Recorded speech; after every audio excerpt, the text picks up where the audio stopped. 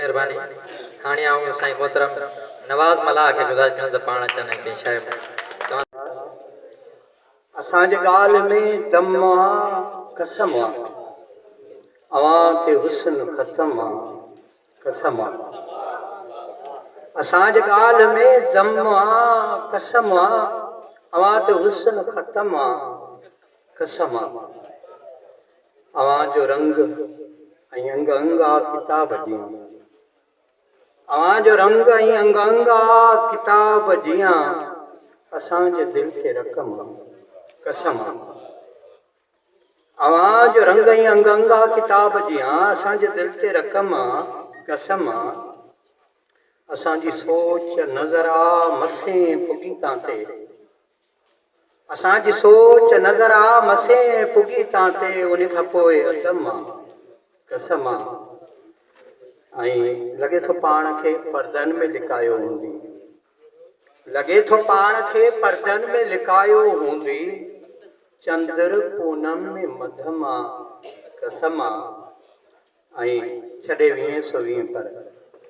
वरी त यादि न कर छॾे 2020 पर वरी त यादि न कर हिजर में ज़ाइको कम कसम ऐं दरिया जो पाणी जो इशू आहे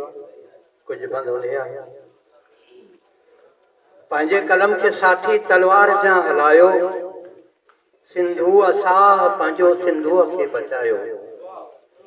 पंहिंजे कलम खे साथी तलवार जा हलायो सिंधू असां पंहिंजो सिंधूअ खे बचायो पहिरीं नंगनि दंगनि जी घुर्जे करण हिफ़ाज़त पहिरीं नंगनि दंगनि जी घुर्जे करण हिफ़ाज़त ख़ुशियूं पयूं कबियूं पोइ ईदूं बि पोइ मल्हायो पहिरीं नंगनि दंगनि जी घुर्जे करण हिफ़ाज़त ख़ुशियूं पयूं कबियूं पोइ ईदूं बि पोइ मल्हायो ऐं मुआ ॿुधो दलालनि धरती अमड़ विकी आहे मुआ ॿुधो दलालनि धरती अमड़ विकी आहे मुआ ॿुधो दलालनि दरियाह आख पायो ऐं सिंधड़ी सभा की साई वेरिन जे वात में आहे सिंधड़ी सभा की साई वेरिन जे वात में आहे भाड़ियुनि जा भिफ फाड़े वापसि उहा करायो ऐं निकिरो न थियो निरासा धरतीअ धणी उथी पओ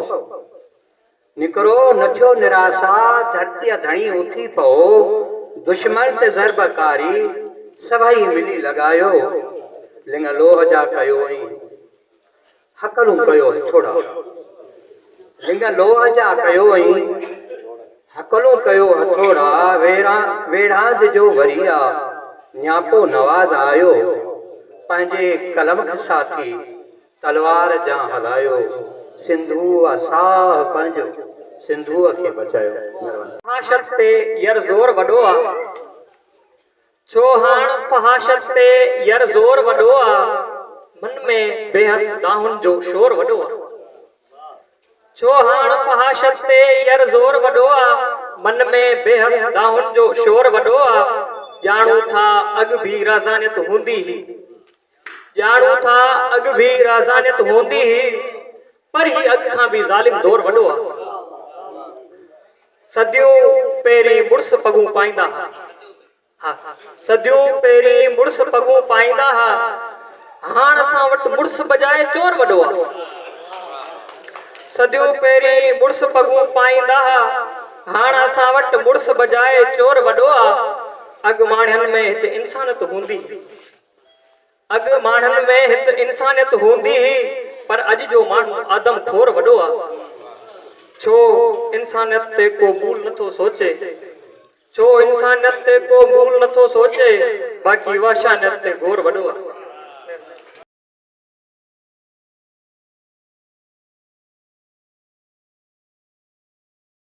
अस्सलाम वालेकुम नाज़रीन अवां ॾिसी रहिया आहियो सिंध आवाज़ न्यूज़ ऐं आऊं आहियां मोमल सिंधी